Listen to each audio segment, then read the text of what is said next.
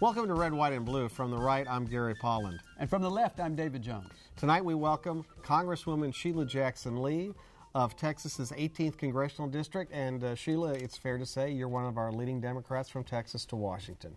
It's good to be with you. The leading Democrat as far as I'm concerned, Gary. I mean, okay. What a great man. What a great man. Great men. I'm delighted to be here. Thank you. Thank you for coming. Gary and I know that PBS is going to have a documentary, May 18th, I believe it is. Freedom Riders is what it's called. And your colleague John Lewis was on one of those buses, as I recall. Can you give us just your perspective on how important that little bit of bus riding was to your life, your career, and to the lives of all Americans? I'm reminded every day of the value of nameless Americans, collectively called Freedom Riders, that really made all of our lives better. John Lewis is a close friend and colleague in the United States Congress, and just a few days ago, we sat down in Washington and met a number of the Freedom Riders who had come to Washington to preliminarily view a part of the film. And what was so interesting is that all of these persons were people that had gone on to, some would say, ordinary lives. And that was the crux of the Freedom Riders, that there was such outrage, such passion of Americans across the land that young people said, I wanted to be part of this nonviolent tactic.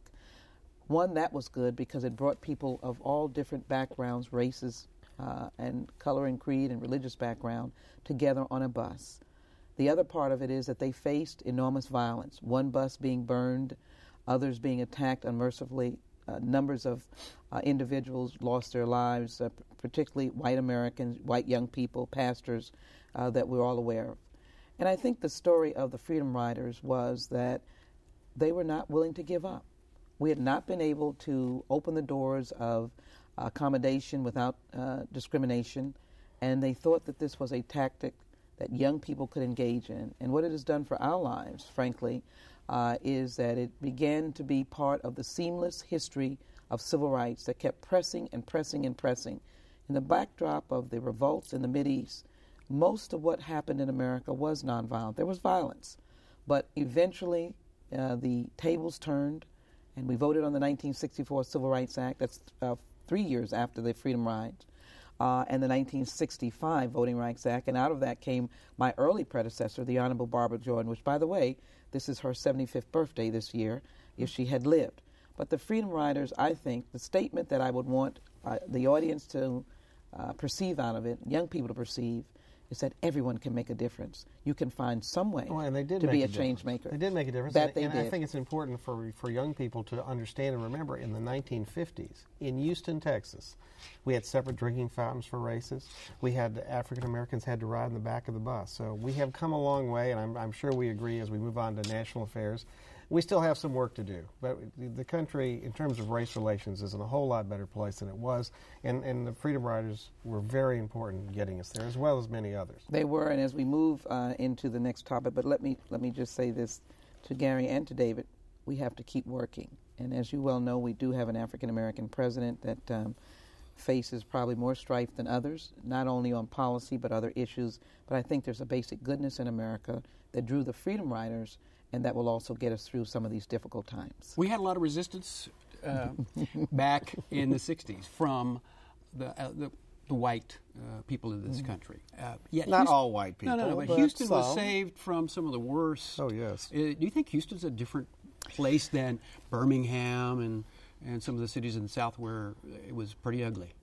You know, I applaud Houston. I don't know if it was all good that we didn't have that tussle, and not tussle violently, but to be able to trace our history and connect it to the movement. But at the same time, we had leaders, white leaders and black leaders, if you will, that found a way to sit down at the table of reconciliation, or leaders who said, let's fix this before it got to a point of violence. As you well know, incidences did occur at Texas Southern University. You know that Reverend Lawson and others were attempting to host Dr. Martin Luther King, and it was tear gassed, the Albert Thomas Center, and it ended.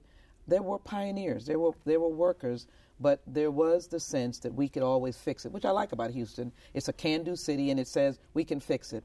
We live now in one of the most diverse communities in America, and we should be very proud of that. And maybe if you keep talking, Gary will move from Bel Air. He'll join us. The great Bel Air. We'll just work on surrounded by Houston. Well, let me ask you first a question, since we're talking about Houston, and it is a wonderful place to live, grow up, and work in. It really is. Did the president and the administration basically tell Houston to drop dead by not giving us a shuttle? I mean, that makes zero sense to me, Sheila. How did this happen? 0 cents, and I have my boxing gloves on, and I make no bones about it. I have been a strong, I think, principled advocate for space exploration, human space exploration. Enjoyed my 12-year tenure on the Science Committee, worked hard on the International Space Station, was there when it was built, recognized the great research that is done through the space station, and frankly, it was a misstep. It was more than a misstep, and I'm not going to blame Houston. I'm not going to blame politics. And the reason is because Houston stands on its own. Texas is a great state, but there's no state that compares, no city, in this instance, Houston, that compares with any legacy that we have. Our legacy is far superior to any other connection that might be had. What's New York's connection to the shuttle? The Intrepid picked up astronauts, and I don't want to disregard them, but any artifact that is left over, they can certainly have it, and I wish them well. The same thing with California. The two prominent cities are clearly Florida, Kennedy Space Center, and of course, Houston. We've got a proposal forward. We put the proposal forward. There's one going to the Smithsonian. What is the Smithsonian but a national museum? What does the Smithsonian do? It lends out traveling exhibits that goes all over the country. And frankly, I love Washington, but I don't think one tourist would miss coming to the Air and Space Museum and striking their head and saying, the shuttle is not here. Yeah, they got everything else. They got everything else. So we've asked that the Smithsonian lend it, because of the present state of the crisis that we're in, lend the shuttle to Houston for 15 years. I can work with 15 years because I know what I can do after that. And the reason why we should do that is because there's a pot of money that says this should be used by cities that have been negatively impacted by the change of NASA's mission. We're working on this. I'm going to keep working, and we're going to keep working. I don't want to say I. What I'd like to say is that all of us, as members of the Texas delegation, have worked together and have experienced the same kind of outrage, not because we're angry to be angry, but because of the people of this great city and the sacrifice that they've made. I am getting traction. I think it's one that you start with the administration first, even though we introduced it as a bill with a number of members, bipartisan, who are on the bill. But we're going to work with the administration for them to see the light. No doubt we have some troubles and some trials and tribulations. It's not a cozy relationship between Washington and Austin. I don't think that is the case between the people of this great state. So what you're saying, Sheila, is something I am actually not all that surprised to hear, which is that it's possible that Texas loses out because of the attitudes, the politics of the governor and some of the people in at-large state offices, and elections have consequences, as we know. We lost Nick Lampson, who was representing NASA. All of a sudden, we have problems, with the NASA budget. So politics fits in. Yeah, I'm asking, why should we be unhappy that the president recognizes that we have these outliers like Perry talking about secession and wants to punish the state of Texas? Well, I don't think the president stays up saying which state I'm going to punish. He has a lot of good friends here. I've got to articulate to his many,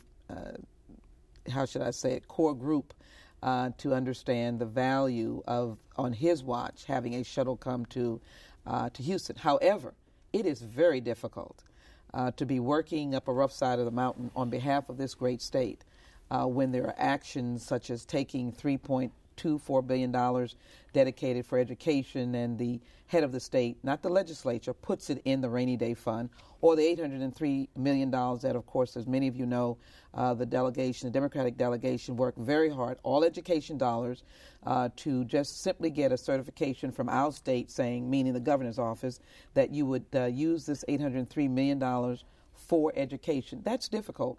And the only thing I would say about that... you lost that in the budget deal, didn't you? The 803 now has been released in terms of the criteria that we set, which is certified that you're going to use it for education. Yeah, but they need it for education this time. Let's pray that be the case. Yes, that's right. And I would only say that I have no problem that I have a governor that happens to be in a different party from me, but as I do in Washington and do not take a litmus test of who's in the 18th Congressional District, I just ask the governor to make sure that every dime that is owed to Texas comes to Texas and comes to be utilized for the children of Texas or for the sick people of Texas. That's all I ask. And Governor Perry, I look forward to working with you on that very program. You talked about budget cuts. I mean, you've been battling in Washington about it. And I know you have some charts that you're going to show us, but there was an agreement made between the president and the speaker, John Boehner, $38 billion in cuts. And I've done a little research, and you probably know this. I was shocked to learn the CBO says that actual savings for fiscal year 2011,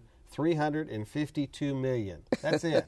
So all this fury, all this debate, all this disagreement over $352 million, which is like pocket change for the federal government. What is going on? Well, when you are doing more theatrics than you're doing thoughtful thinking, let me tell you what you could have done, and you could have given me the same critique, and you would be absolutely right. Leave 2011 alone, because we spent a lot of time on 2011 when we should have been thoughtfully still engaging in the 2012 budget. Most economists told us that 2011 was half spent, and it would be a devalued act if you borrow the 2011, which ends in September. So that's why it's only $300 million worth of savings, and there was a big tussle, and some of us couldn't find a way to move. So you voted against it. I voted against the vote on Thursday, the one on the midnight when it was a question of saving jobs. I was right there for the people of Texas and voted for it. And I don't even regret the fact I voted for it and then I voted again. I knew what my reasoning was. The precipice, it was the doors open on that midnight hour, kept the doors open, and then as they finalized the deal, I know that they did not have a crisis, and I expressed my opposition to a cut in mid-year. So it sounds like they ended up doing what you suggested, Sheila. $352 million seems like a pittance, so you seem to have gotten your way. That may explain why Congressman Poe, your friend, voted against it, because he didn't think it was a real cut. These are deliberative thoughts, but what I will say is I know all of us are interested in our community. We're interested in this nation, and as we're going forward, we have a 2012 budget that I think is skewed, and that is, of course, Ryan, who is a well-liked colleague of mine. I don't think he's the congressman from Wisconsin. And there's not the budget committee. There's not a time, chairman of the budget committee. There's not a time that we pass each other that we don't speak, and he's just that kind of fellow. I think his economics has been criticized by David Stockman, who believes the cuts are too draconian, too drastic. The former budget director, President Reagan, Alice Rivlin, who is no lightweight herself. She was a budget director. Budget director who's indicated that these cuts are severe, and particularly as they impact on Medicaid. This is what I'm trying to get Paul to understand, that these life safety funding is not the way to go. And we have a long enough period of time to deal with our 2012 budget. And might I just suggest to you that I've got a few if you will, PowerPoints. Visual aids. That I would hope that you would share my thoughts. Sure. We are in a community right now that uses a large share of Medicaid and Medicare dollars. Why?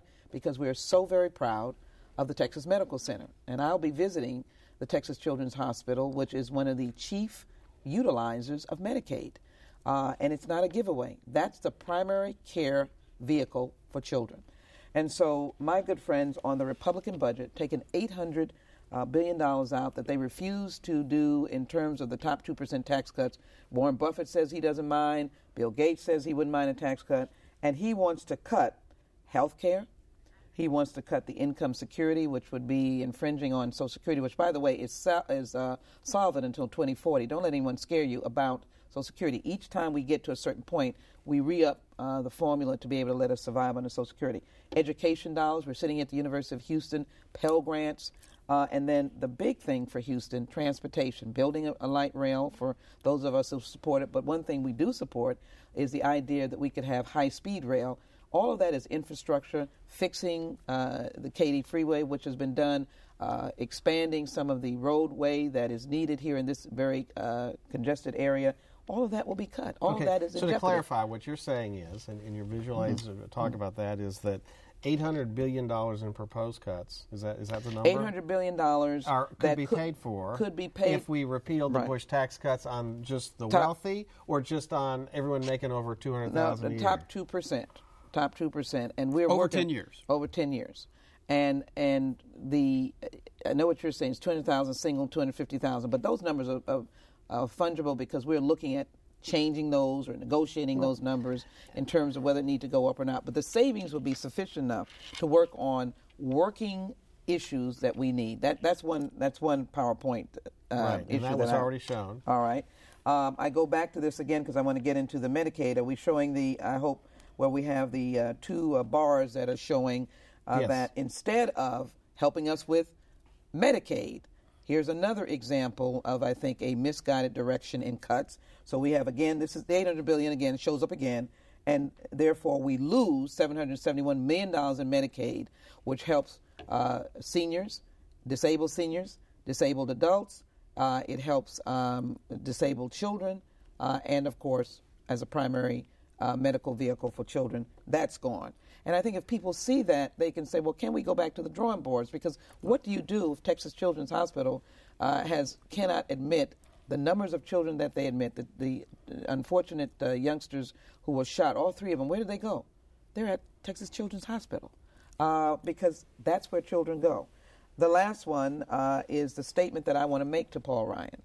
I want to talk to him about your last chart. Okay. Yeah. Put the last chart up, please. Shared sacrifice. Here we are. And there's no shared sacrifice because 2/3 of the proposed cuts come out of what we call the discretionary. Look at that pie. Look how big it is. So when you can raise your fists up and act like Popeye, look what we've cut.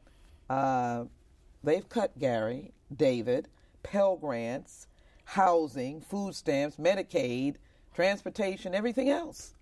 And some of the hardline, the Department of Defense, looking at my friends that happen to be wealthy or wealthier and saying, how can we work together? No, we're going to ignore them. There's no shared sacrifice. It's the same thing that we ask the question when we debate the question about whether you have a draft or not. But you have these young people who are overseas. They come back. They have to be taken care of. They have to be able to have, if they're disabled as veterans, if they want to be educated. And so we're not sacrificing. They are. They come back. We've cut all their services. Do you think the public is getting in on this? Finally, the Gallup poll that was out a couple of weeks ago said that the approval ratings of Congress are 19%. Oh, I understand. It's just a few points up from its low in December when it was 13. Now, is this disapproval of you and your colleagues not working together, or is it just a reaction to a negative reaction to these budget items? Well, I think the good news is that they have been watching, so when you watch, you clearly are probably not in a good mood, meaning that they are keeping up with the media coverage, or they're watching and they're wondering why we can't get along. I do think that, however, is a translation on what the Congress is doing. And what they perceive the Congress is doing is not trying to work out a reasoned response to what is a major problem, which is a growing debt and a deficit.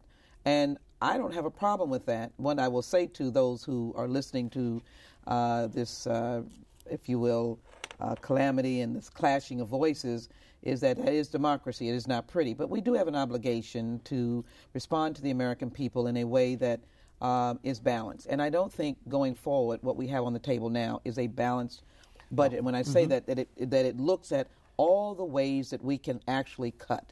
Wow. And I would be very honest with you. There's some of us that might vote against it.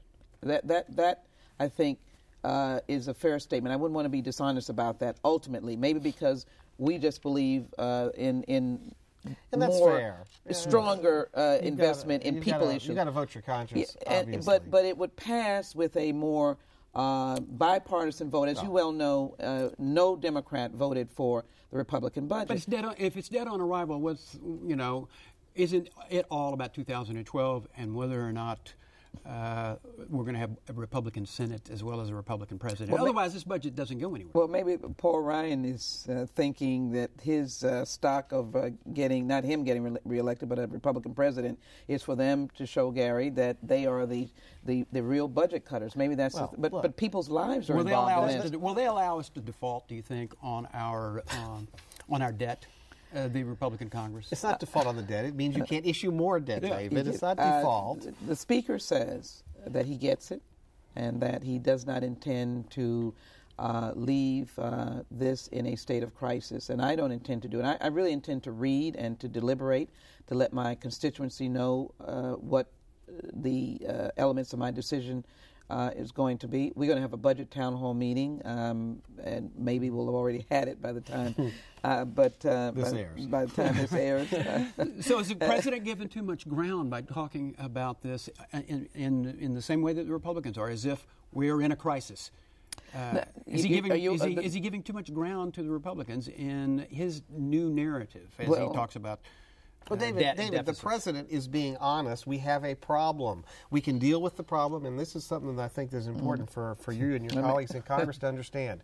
We can deal with the problem in an affirmative way, or we can wait for the train to run us over, because that's what's going to happen. We don't have choices anymore. And I heard what you said, and I understand. We don't want. I certainly, as a conservative, don't want the people who don't have money for health care to be tossed on the streets and not get medical care when they're sick or been in an accident.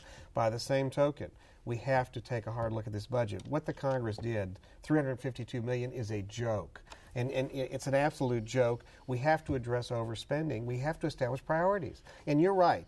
I agree with you, Sheila, to the extent is the present taxing system is not working. It doesn't work. It's not fair. And we have so many loopholes for people who get out of paying like General Electric.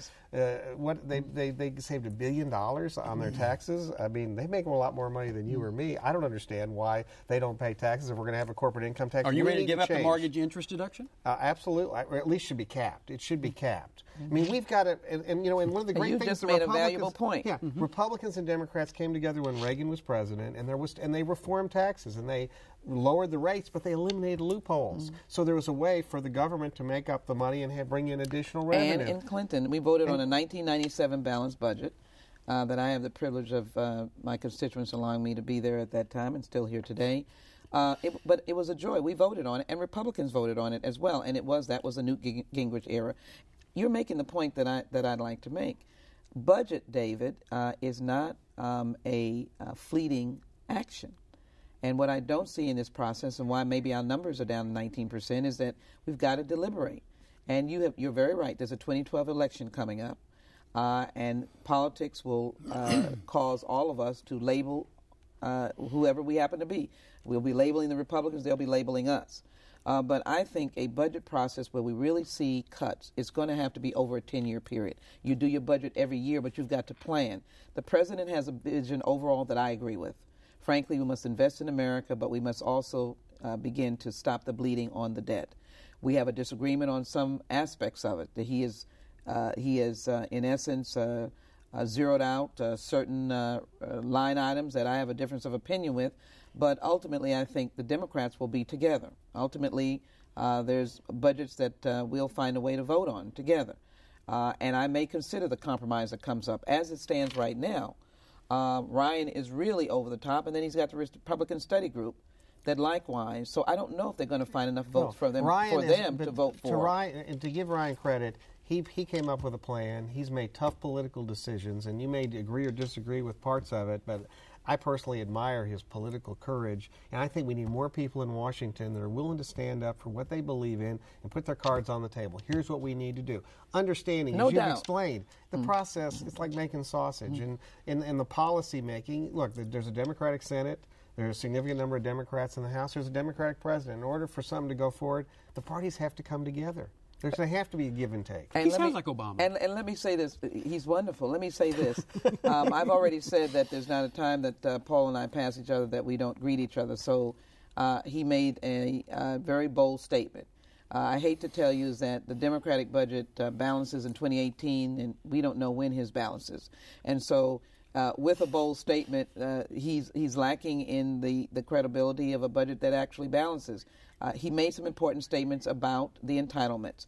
We all can easily cut entitlements, but what he does when he cuts entitlements was put the burden on How about corporate government. Entitlements? You ready to cut those? I'm certainly ready to Sheila, cut those to a certain extent. Take our last 30 seconds and say which presidential candidate in the Republican Party is going to run on Paul Ryan's budget. Do you know of one? David, you're so astute. Gary, I don't see anyone running on that budget at all. We don't have, it's early in the process. Mitt Romney, not even. Yeah, it's early in the process. And many of my friends here, I don't think, when I say many of my friends, some of the friends that we have right here in this area that ran for president, I don't think Congressman Paul will run on that budget. Congressman Ron Paul? Interesting. That's right. We need to get him out sometime. We need to get him out with Sheila. No, I don't think he'll run on it. As I said, he'll speak for himself. Well, listen, it's been great fun having you. Thanks for the little history lesson with the Freedom Riders in that discussion. It was a great thrill to hear you talk about it. It's a pleasure, and to all of you, please don't hesitate to call on me if I happen to be your member of Congress. And even if you're not. And even if you're not. And we invite you to visit our home online right. at HoustonPBS.org. Click on that local program bar, red, white, and blue. Read about our guests, watch the shows, and follow up discussion. And until next time, as Sheila will tell you, get informed and get active.